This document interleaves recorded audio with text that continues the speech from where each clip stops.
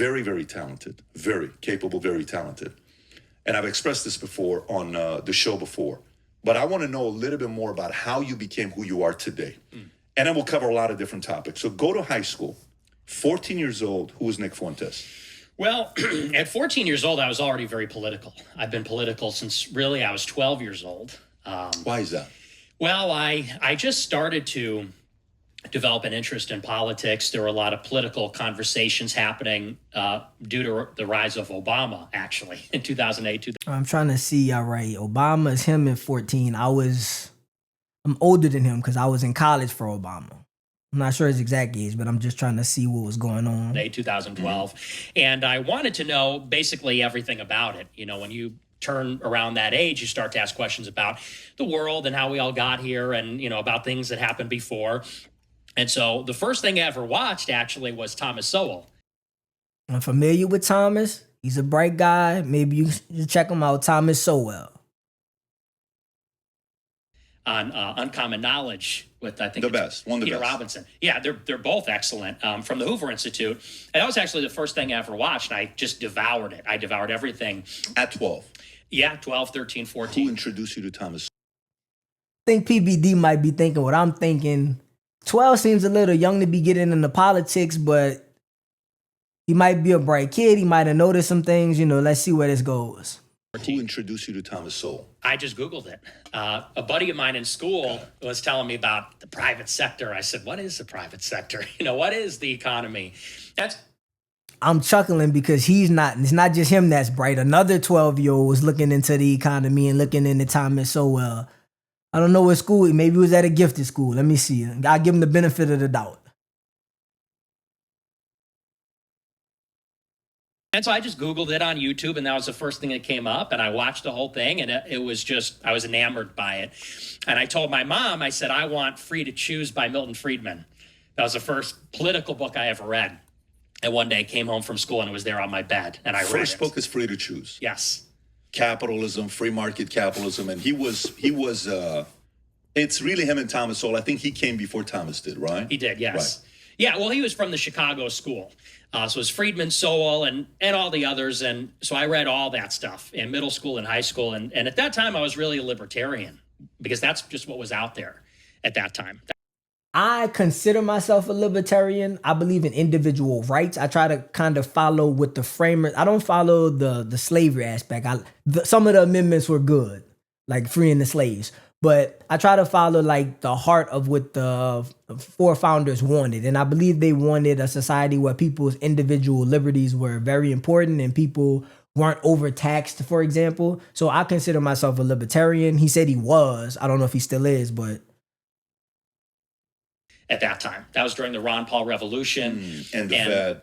Right, and the Fed. And there was so much online digital content. This is early 2010s. That was being put out by young libertarians.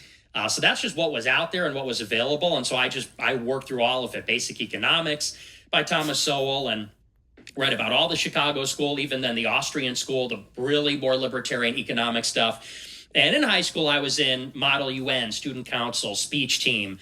I was very active in high school and, you know, one of those precocious autodidact.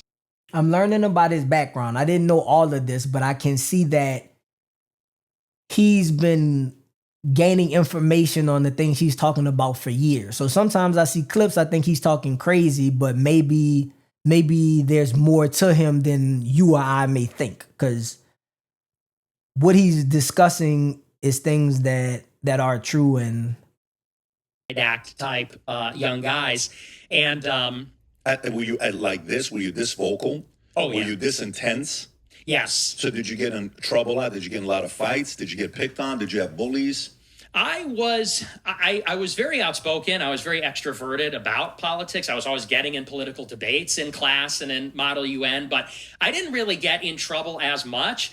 What's really funny, this might interest you actually, and I've talked about this before, but when I was in Model UN, I was one of the best guys on the team. I would win. Maybe he was, maybe he wasn't, but I'm going to just start calling him Mr. Speech and Debate since he was so good. first place every week. And because if you don't know Model United Nations, you simulate the United Nations General Assembly or the different committees. And it's like role play. It's like a role play game, but for the United Nations. And anyway, so I was one of the better guys on the team. And my junior year of high school, I became the head of the team. I was playing sports in high school, but I was following politics a little bit. Became the secretary general of the team. But I had a major falling out with the guy that ran the team. He was ethnically Arab, I think, extremely pro-Palestine. And I, at that time, was very pro-Israel. I was on Prager University. Shocker. I didn't know this, but at a point, Nick Fuentes was pro-Israel. I mean, that's a big gem to me. It came out of left field. And Breitbart. And so I downloaded all the dogma from the conservative movement at that time. And so I remember we were sitting in the study hall one day, and they had all the flags of the world hanging up on the ceiling. And I said, why do we have the Iranian flag hanging up? I said, they're the #1 state sponsor of terrorism in the world. It shouldn't be up. And he told me, you got to read The Israel Lobby by John Mearsheimer and Stephen Walt. He said, you got to look at the other side. And we had this like vicious back and forth about it. And that is kind of the only major problem I had with faculty over politics, ironically. Now, so he was faculty? Yes. Okay, so how many years older was he from you? Oh, he must have been his 40s. And this school, walk me through the demo of the school. Is it a public school? Is it a private school? It was a pretty affluent public school, mostly white. Got it. Outside in the suburbs of Chicago. Naperville with the... It was Lyons Township in Western Springs, LaGrange. Okay. So it's not like it's Chicago. It's a good area of Chicago. Republicans obviously have dog whistles. I was actually liking the interview. I'm learning some things about Nick, but I don't like PBD saying Chicago because I pick up on what he's saying. Chicago means black people. And when he's saying black people, he's not just referring to any blacks. He's talking about poor blacks. He's not just talking about any poor blacks. He's talking about violent blacks. And he's probably not just talking about violent blacks. He probably specifically means the murderers in Chicago. I don't think the murder class represents black people. And I don't know why you would call Chicago. It's kind of like implying that real Chicago is the violent blacks or the murder class of blacks. I just think it's like, I think it's racist, but I just think it's a little too hard on black people. It's picking out the worst group and trying to say the worst group represents the blacks and that the worst group represents Chicago. So PBD, you seem like a cool guy, but I had a problem with that. It's a little racist, bro. Mostly white. Mm-hmm. And would you say politically center, left, don't care, Republican? What would you say the demo was? I would say it's pretty center left. It's very Catholic. Some Catholic, some Protestant, but what was interesting about it is very liberal, but not leftist, not very progressive. Okay, so in my head, how I kind of separate politics is people call them, extreme will go to the right. Leftists would be the people all the way to the left on the spectrum. And then, I say leftists would be all the way to the left on the spectrum. I would say liberals are a little bit more in, and then I would say the moderate Democrats. I wouldn't call myself a moderate Democrat, but the moderate Democrats are almost where the libertarians are. I'm a libertarian, so I think that's in the middle, libertarians, and then I think you would have the moderate Republicans, and then you might have the alt-right, so the conservative Republicans. Well, Republicans are conservative, but the extreme conservatives would be the alt-right. Just kind of setting an understanding in my head of what he's talking about. So even though we were in the middle of a very progressive revolution under Obama, I mean, these guys were all liberal, but they weren't communists. It wasn't like New York or Portland. So what year? Never knew that New York and Portland were communist, but okay, I do see that they're liberal. And New York, I don't think is as liberal as Portland, though. I mean, Portland is very liberal as far as sexuality, as far as how they treat criminals. Yeah, New York is somewhat a mix of conservatives and liberals. Portland is pretty liberal across the board, almost leftist, I guess you could say. Here is this when you were junior in high school? This would make it what? 2015. 2015. Okay, so this is, has Trump yet announced anything? So he announced August 2015. So it was actually right around that time. Got it. Okay, so you're there, you're getting into these debates in junior year, and then Trump announces, and then what do you do? So after Trump announced, this is right around the time, so actually he announced in June 2015. And so I was very political, obviously super engaged with the election. And at that time, so this was going into my senior year of high school, I had a radio show on the high school radio station and a TV show on the high school TV station. I did both. And one of my first shows I've ever done in my whole life was talking about the election. And that was a very crowded primary. It was like 17 candidates. I don't know if you remember back then. Mm-hmm. I remember back then they didn't think Trump was going to win, but also just the more I see from Nick, I mean, he has a breadth of knowledge. So I need to definitely look into him more because he seems to be knowledgeable about these things and been gaining that knowledge through a course of some years. And I'm just surprised. Shocked, really. It was Trump and this huge Everybody, field. yeah. Yeah, it was everybody. And so I went through all the candidates, and initially I was very anti-Trump because I was a libertarian. So I was in it for Rand Paul and then Ted Cruz. And it wasn't until April or March 2016, about 7 months in to my senior year, that I really went in hard for Trump. And Trump, I would say, is the one who red-pilled me, quote unquote. He's out of all these guys, these are the guys we're looking at, right? Right. That was a Jeb Bush started with $140 million. He was supposed to win it. Carson had a little bit of momentum. Cruz was one of the guys that people thought could do something. Right. Nobody thought Trump. Bobby Jindal from Louisiana. Shout out to New Orleans, always uptown.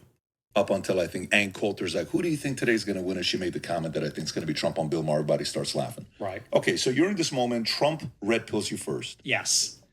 He red pills me on immigration, really, because at that time, I am preoccupied with this notion of individualism. Very much like you. I mean, a lot of the stuff you say in your show, I agree with you 100%. I guess he reoriented my perspective about individualism, because what I started to understand is that, you remember, in 2015, it felt like the left was unstoppable. It felt like Obama and then Hillary Clinton were going to lead this progressive revolution, and it was just going to get more left every day forever. More pro-woman, more pro-gay, more diverse. And he's hitting on what the left is about. They're trying to get better things for women. They're trying to get better things for black and brown people. They're trying to get better things for homosexuals, transgenders. I agree with that. I think that everybody should be treated equal. I think everybody should be treated fair. at that time, what felt so suffocating was this kind of political chokehold the country was in. The media's left wing, Hollywood's left wing, the press is left wing. And what woke me up about Trump is one day I was watching the primaries, early primary elections, and Trump was winning all of them. He didn't win the Iowa caucus, but he won in New Hampshire, won in Nevada, and I remember the media was beside themselves, calling it every day for him. And I said, the one thing that Trump has right is he understands in order to take power, well, in order to do what you want to do, you got to take power first. In order to take power, you have to engage the media. Okay, I'll probably watch the rest of this later, but I do agree that the media is biased, and I do think that Trump took the right approach by attacking the media because people saw that and Trump came and exposed that. So what Nick is saying again is true. The media has a narrative that they want us to follow, and I think I may dig into who's behind the media to kind of find out why it is that way, because you would think that the media will want to give you both sides. I think that the CNN, Fox, MSNBC, now they call them MS Now. I do think they give you both sides, but they give you both sides kind of from a moderate look. So they'll kind of tell you what moderate Republicans think, and they'll tell you what moderate Democrats think. They tell you a little bit about the progressives and a little bit about the leftists, and they talk a little bit about the alt-right, but I think they don't give you a lot of information about those groups, and I think a lot of people are outside of just the center. I think it's a fringe, but I don't think the fringe is a small group. So I think that what the news should do is kind of open up the door so we can see the whole perspective and not just kind of see slight right, slight left. I think we should hear what everybody's thinking on the ground, even if we don't agree with it. And I think that if they opened it up, we might have better conversations and more people in America could find more options and see where they actually stand instead of just picking between Democrats and Republicans. We may have a breadth of ideas we're choosing from to see which direction we want to go as a country. So hopefully the media and the people find a way to get more voices heard and more perspectives out there, because I think it would help America greatly.